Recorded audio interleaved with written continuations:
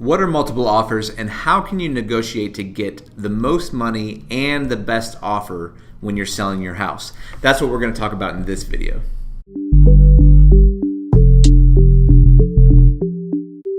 So hey guys, welcome back. This is Eric Staniel with Keller Williams Realty and TeamStaniel.com, where we are helping you build a bridge to your future real estate dreams. And this channel is all about real estate in Cincinnati, Northern Kentucky for buyers, sellers, and investors. And in this video, I want to talk a little bit about multiple offers, kind of what they are, and making sure you are navigating that negotiation process to get not only the most money, but the best offer. And in this season of the market, we've talked about this in other videos, but in Cincinnati and in Northern Kentucky and really across the country, mostly now, real estate is all local, but what you're seeing across the board mainly is inventory is down, buyers are up, and it's a hot seller's market. So we've been seeing that in Cincinnati for a while. So if you go to list your home, if you have it priced right, if the condition's in good shape, you have the potential to attract a lot of different buyers to your property. And with a lot of different buyers could potentially come multiple offers on your house or on your property. And so what we're seeing in that situation is a lot of showings might be lined up in the first few hours, that first day even, and then you could get multiple offers. Now, you want to make sure you're working with a good real estate agent on this, because what a lot of people, and this has happened to me in the last few weeks on a couple homes, is that first person who gets in the house, they like it, they know it's priced right, and maybe they've had a hard time getting a property elsewhere. Maybe they've lost out on other multiple offer bids. And they put an offer right away, and they also put an acceptance period that's a really short amount of time. Well, why are they doing that? They're doing that because they don't want anyone else to get in the house, right? They want you to see their offer and take it and accept it so that no one else comes in and puts in a better offer. That could be good, that could be bad. And so you kind of got to navigate the waters. But let's say you're in that scenario, you publish the listing at 10 a.m., you've got a showing at noon, and you've got your first offer by 1 p.m. that day. And you've got multiple other showings lined up. Let's say you've got 6 or 7 other showings lined up in the next 1 to 2 days. But you've got an offer in hand, and they say the acceptance period is until 5 p.m. So they want you to turn it around in like 3 or 4 hours and say yes or no, make a decision. Well, in order to kind of leverage that to your benefit, because you've got someone who's obviously interested in the house, what you kind of want to do is get back to that person and say, hey, thank you for your offer. We want to allow 24 hours for all offers to come in. And a couple things are going to happen in that scenario. One, it's going to give more time for other agents to come and show the property. You might get those potential multiple offers. And two, what you might even get from that first buyer is him to even raise him or her to raise their offer even before you get other offers. Because they just say, no, we'll raise it now, and we don't want anyone else in. And so you can already see what's happening is people are starting to bid up against themselves. And so if you're doing this right, you kind of want to contact all the agents who have lined up showings in the next few days and say, hey, come on in. We've got an offer in hand. Can you move up your showing to get this in?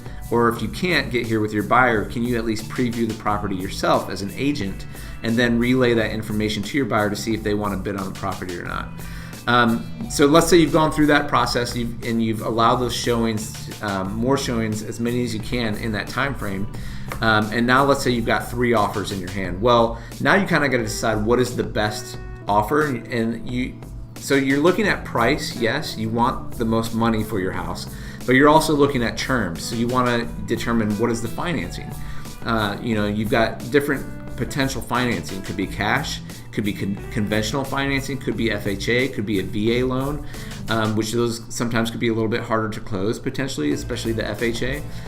You want to look at maybe the inspection period. You want to look at the earnest money or how much deposit they're putting down, all these different things. So your real estate agent should be guiding you through not only what is the most money, but what is the best offer.